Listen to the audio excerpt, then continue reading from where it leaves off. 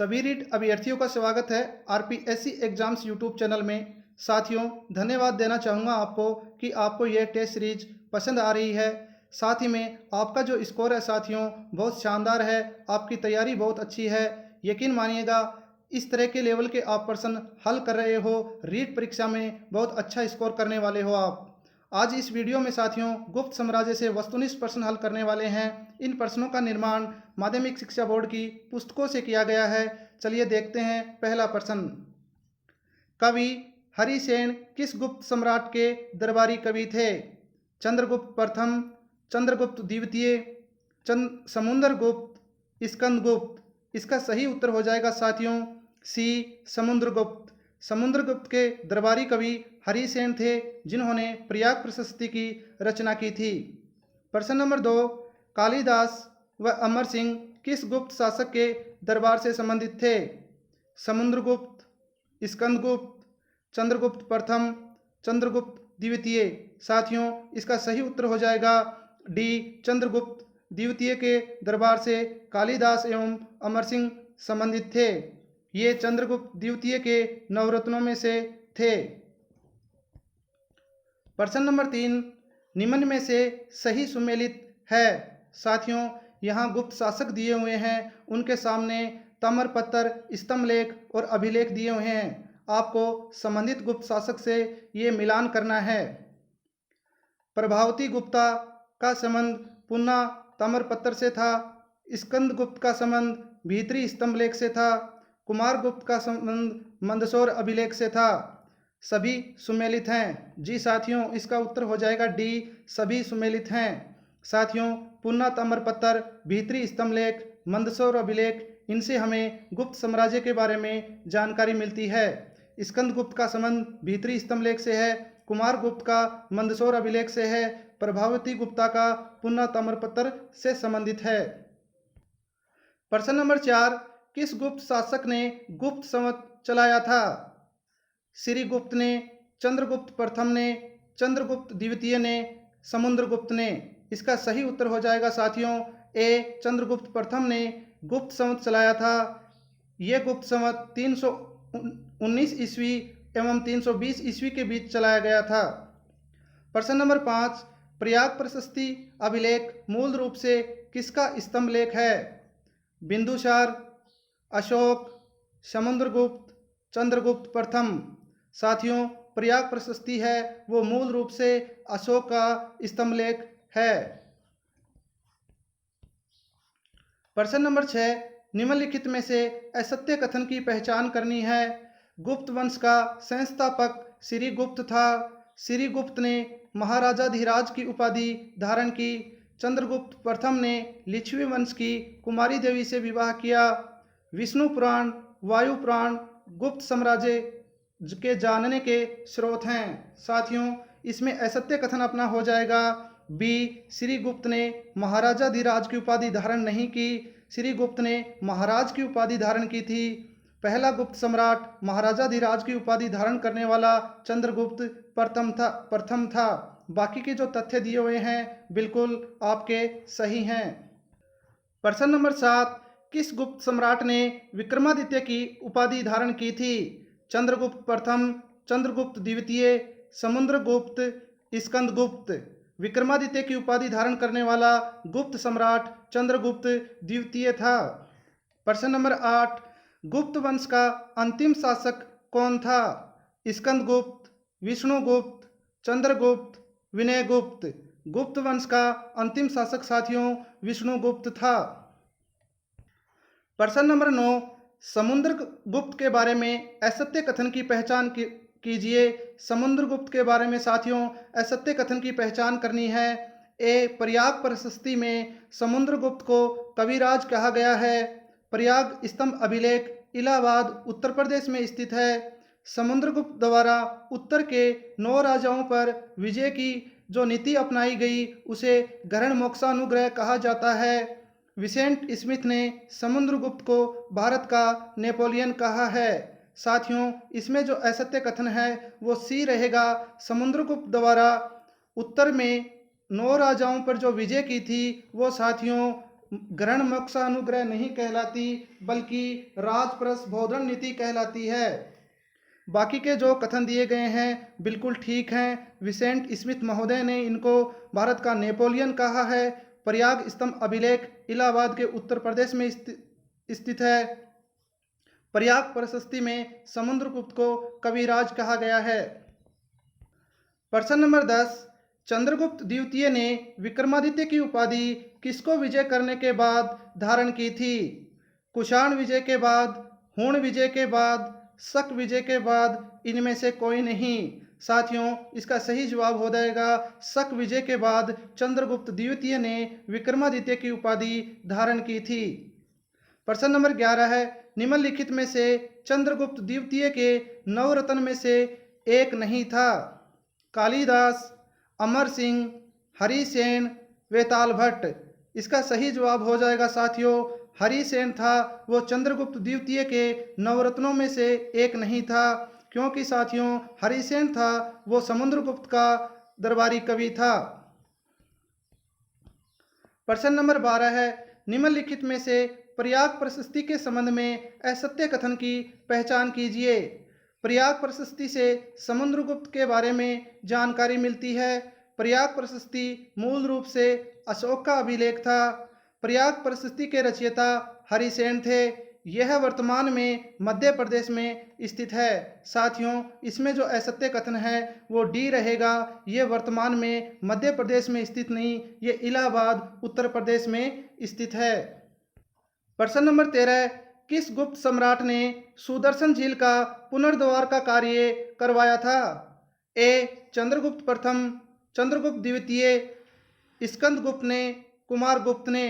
सुदर्शन झील की मरम्मत का कार्य साथियों गुप्त शासक स्कंदगुप्त ने करवाया था। यह झील मौर्यों द्वारा निर्मित थी।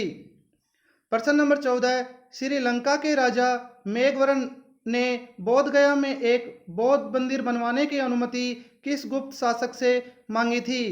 चंद्रगुप्त प्रथम से, चंद्रगुप्त द्वितीय से, समुद्रगुप्त से, स्कंदगुप्त से। इसका सही उत्तर हो जाएगा साथियों सी समुद्रगुप्त से। श्रीलंका के राजा मेघवरन ने बोध गया में एक बौद्ध मंदिर बनवाने की अनुमति मांगी थी।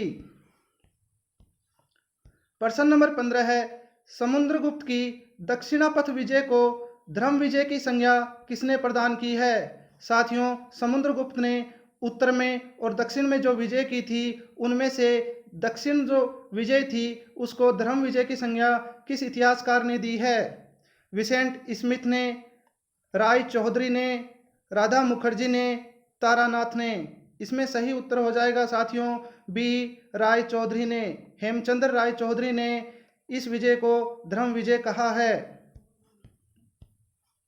प्रश्न नंबर 16, गुप्त सम्राट चंद्रगुप्त द्वितीय के बारे में असत्य कथन की पहचान कीजिए। चीनी यात्री फाइयान चंद्रगुप्त द्वितीय के काल में भारत आया था। चंद्रगुप्त के दरबार में 9 विद्वानों की एक मंडली निवास करती थी जिसे नवरत्न कहा गया। शकों को पराजित करने की स्मृति में चंद्रगुप्त ने सोने के विशेष सिक्के जारी किए। चंद्रगुप्त का नाम देवराज तथा देवगुप्त भी मिलता है। साथियों, इसके अंदर अपना असत्य कथन सी रहेगा। शकों को पराजित करने के बाद चंद्रगुप्त ने सोने के सिक्के नहीं साथियों चांदी के विशेष सिक्के जारी किए गए थे। बाकी जो कथन दिए गए हैं बिल्कुल सत्य हैं। प्रश्न नंबर 17 है, कौन से गुप्त सम्राट को शासन की बागडोर संभालते ही हूणों के आक्रमण का सामना करना पड़ा था? साथियों, इस प्रश्न को अच्छे से देख लीजिएगा। वह कौन सा गुप्त सम्राट था जो शासक बनते ही हूणों का आक्रमण का सामना करना पड़ा? समुद्रगुप्त को, कुमारगुप्त को, स्कंदगुप्त को, विष्णुगुप्त को। इसमें साथियों सही उत्तर सी हो जाएगा। स्कंदगुप्त को हूणों के आक्रमण का सामना करना पड़ा था। साथियों, मैं बताना चाहूँगा भीतरी स्तंभ लेख से हमें हूणों के आक्रमण की जानकारी मिलती है। भीतरी स्तंभ लेख स्कंदगुप्त से संबंधित है। इसके साथ ही रुद्रदामन का अभिलेख, जूनागढ़ अभिलेख, उससे भी हमें हूण आक्रमण की जानकारी मिलती है। प्रश्न नंबर 18, किस गुप्त शासन के काल में नालंदा विश्वविद्यालय की स्थापना हुई? कुमारगुप्त, स्कंदगुप्त, चंद्रगुप्त, समुद्रगुप्त। इसका सही उत्तर हो जाएगा साथियों, कुमारगुप्त के समय नालंदा विश्वविद्यालय की स्थापना हुई थी। प्रश्न नंबर 19, निम्नलिखित में से कौन सा गुप्तकालीन कर नहीं था? भाग, भोग, भाट, उद्रंक। साथियों इसमें गुप्तकालीन कर नहीं था, वो हो जाएगा आपका भाट। बाकी के भाग, भोग, उद्रंक ये गुप्तकालीन कर थे। प्रश्न नंबर 20, किस गुप्त शासक ने चीनी सांग सम्राट के दरबार में राजदूत भेजे थे? समुद्रगुप्त ने, कुमारगुप्त ने, स्कंदगुप्त ने, कुमारगुप्त तृतीय ने। इसका सही उत्तर हो जाएगा साथियों सी, स्कंदगुप्त ने चीनी सांग सम्राट के दरबार में राजदूत भेजे थे। प्रश्न नंबर 21, निम्नलिखित में से असत्य कथन की पहचान कीजिए। अमरकोश में 12 प्रकार की भूमि का उल्लेख किया गया है। गुप्त काल में सोने के सिक्कों को दिनार कहा जाता था। गुप्त काल में महादंडनायक सेना का सेनापति होता था। गुप्त साम्राज्य में सबसे बड़े अधिकारी कुमारामात्य होते थे। साथियों इसमें जो असत्य कथन है वो आपका सी हो जाएगा। गुप्त काल में महादंडनायक न्यायाधीश होते थे, सेनापति नहीं होते थे। बाकी सभी कथन सत्य हैं। अमरकोश में 12 प्रकार की भूमि का उल्लेख किया गया है। अमरकोश के लेखक अमर सिंह थे। सोने के सिक्के को गुप्त काल में दिनार कहा जाता था, बिल्कुल सही है। गुप्त साम्राज्य में सबसे बड़े अधिकारी कुमारामात्य होते थे। प्रश्न नंबर 22, नालंदा विश्वविद्यालय का संबंध कौन से राज्य से था? पेशावर, उड़ीसा, बिहार, उत्तर प्रदेश। इसका सही उत्तर हो जाएगा साथियों बिहार। नालंदा विश्वविद्यालय का संबंध बिहार राज्य से था। प्रश्न नंबर 23, किस गुप्त सम्राट के समय चीनी यात्री फाहियान भारत आया था? चंद्रगुप्त प्रथम के समय, चंद्रगुप्त द्वितीय के समय, समुद्रगुप्त के समय, कुमारगुप्त के समय। इसमें सही उत्तर हो जाएगा साथियों चंद्रगुप्त द्वितीय के समय फाहियान भारत आया था। प्रश्न नंबर 24, किस गुप्त सम्राट ने उज्जैन को अपनी द्वितीय राजधानी बनाया? चंद्रगुप्त प्रथम ने, चंद्रगुप्त द्वितीय ने, समुद्रगुप्त ने, कुमारगुप्त ने। साथियों इसका सही जवाब हो जाएगा बी, चंद्रगुप्त द्वितीय ने उज्जैन को अपनी दूसरी राजधानी बनाया। प्रश्न नंबर 25, किस गुप्त शासक की राजस्थान के बयाना से प्राप्त मुद्रा भांड से करीब 623 मुद्राएं मिली हैं? साथियों अच्छे से देख लीजिएगा, राजस्थान के बयाना से एक मुद्रा भांड प्राप्त हुआ है, उसमें से 623 मुद्राएं किस गुप्त शासक की मिली हैं? कुमारगुप्त प्रथम की, स्कंदगुप्त की, चंद्रगुप्त द्वितीय की, समुद्रगुप्त की। इसमें सही जवाब हो जाएगा साथियों कुमारगुप्त प्रथम की 623 मुद्राएं राजस्थान के बयाना से मिली हैं। प्रश्न नंबर 26, सुदर्शन झील से संबंधित सत्य कथन की पहचान कीजिए। इस झील का निर्माण चंद्रगुप्त मौर्य के समय गवर्नर वैश्य पुष्यगुप्त द्वारा करवाया गया। गुप्त शासक स्कंदगुप्त द्वारा इसकी मरम्मत करवाई गई। सुदर्शन झील की जानकारी रुद्रदामन के जूनागढ़ अभिलेख से मिलती है। क्या सभी कथन सत्य हैं? जी साथियों सभी कथन बिल्कुल सत्य हैं। सुदर्शन झील का निर्माण चंद्रगुप्त मौर्य के समय इनके गवर्नर वैश्य पुष्यगुप्त द्वारा करवाया गया। गुप्त शासक स्कंदगुप्त द्वारा भी इसकी मरम्मत करवाई गई। सुदर्शन झील की जानकारी हमें रुद्रदामन के जूनागढ़ अभिलेख से मिलती है। प्रश्न नंबर 27, फाहियान ने किस गुप्त सम्राट के बारे में लिखा है? उसकी प्रजा सुखी है, राजा न तो शारीरिक दंड देता है न ही प्राण दंड, लोग घरों में ताले भी नहीं लगाते। यह कथन किस गुप्त सम्राट के लिए प्रयुक्त हुआ है? चंद्रगुप्त प्रथम के लिए, चंद्रगुप्त द्वितीय के लिए, समुद्रगुप्त के लिए, स्कंदगुप्त के लिए। इसका सही उत्तर हो जाएगा साथियों बी, चंद्रगुप्त द्वितीय के लिए फाहियान ने ऐसा लिखा है। प्रश्न नंबर 28, निम्नलिखित में से कौन चंद्रगुप्त द्वितीय के नवरत्नों में से नहीं था? ए शंकु, बी वेताल भट्ट, सी वत्सवटी, डी वररुचि। साथियों आपको चंद्रगुप्त द्वितीय के नवरत्नों को अच्छे से याद कर लेना चाहिए, क्योंकि साथियों कक्षा 6 की सामाजिक विज्ञान में दिए हुए हैं। इसका सही उत्तर हो जाएगा साथियों सी, वत्सवटी था। वो चंद्रगुप्त के नवरत्नों में से नहीं था।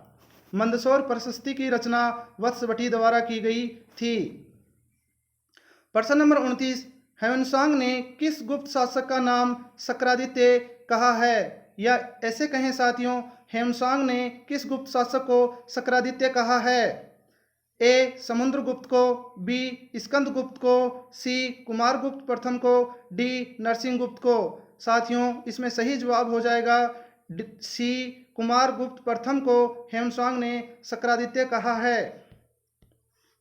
प्रश्न नंबर 30, मुद्रा राक्षस नाटक के लेखक कौन थे?